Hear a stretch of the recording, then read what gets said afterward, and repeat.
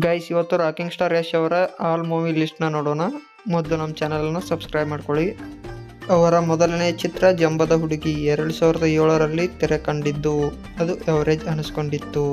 ಅವರ ಎರಡನೇ ಚಿತ್ರ ಮೊಗ್ಗಿನ ಮನಸ್ಸು 2008ರಲ್ಲಿ ತೆರೆ ಕಂಡದ್ದು, ಇದು ಸೂಪರ್ ಹಿಟ್ ಆಗಿತ್ತು.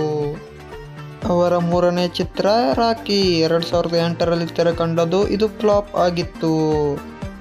ಅವರ ನಾಲ್ಕನೇ ಚಿತ್ರ ಕಳ್ಳರ ಸಂತೆ 2009ರಲ್ಲಿ ತೆರೆ ಕಂಡದ್ದು, ಇದು ಫ್ಲಾಪ್ ಆಗಿತ್ತು.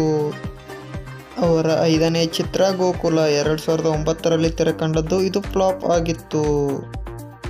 ಅವರ ಆರನೇ ಚಿತ್ರ ಮೊದಲ ಸಲ 2010ರಲ್ಲಿ ತೆರೆ ಕಂಡದ್ದು, ಹಿಟ್ ಆಗಿತ್ತು.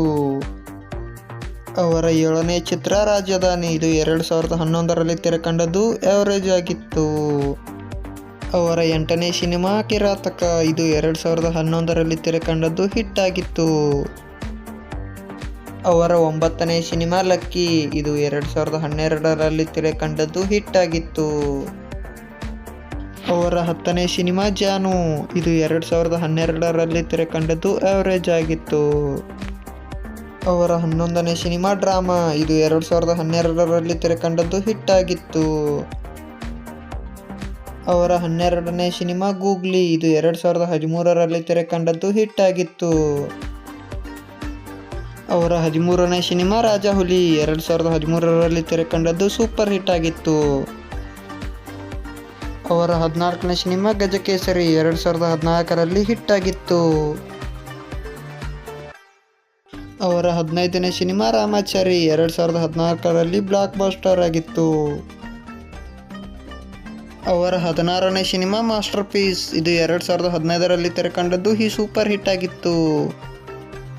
ಅವರ 17ನೇ ಚಿತ್ರ ಸಂತು ಸ್ಟ್ರೈಟ್ ಫಾರ್ವರ್ಡ್, ಇದು 2015ರಲ್ಲಿ ತೆರೆ ಕಂಡದ್ದು, ಎವರೇಜ್ ಆಗಿತ್ತು.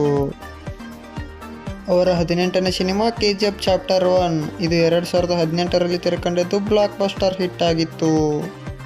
ಅವರ 19ನೇ ಸಿನಿಮಾ KGF ಚಾಪ್ಟರ್ 2, ಇದು 2022ರಲ್ಲಿ ತೆರೆ ಕಂಡದ್ದು, ಬ್ಲಾಕ್ ಬಸ್ಟರ್ ಆಗಿತ್ತು. ಇವರ 20ನೇ ಸಿನಿಮಾ ಟಾಕ್ಸಿಕ್, ಇದೇ ಆಗಸ್ಟ್ 26ರಂದು ರಿಲೀಸ್ ಆಗುತ್ತೆ. ಇವರ 21ನೇ ಸಿನಿಮಾ ರಾಮಾಯಣ, ಇದು ನವೆಂಬರ್ 8 ತಾರೀಕಿಗೆ ಬರುತ್ತೆ ಅಂತ ಹೇಳಿದ್ದಾರೆ. ಮುಂದೆ ಹಾಕಿದರೆ ಹಾಕಬಹುದು.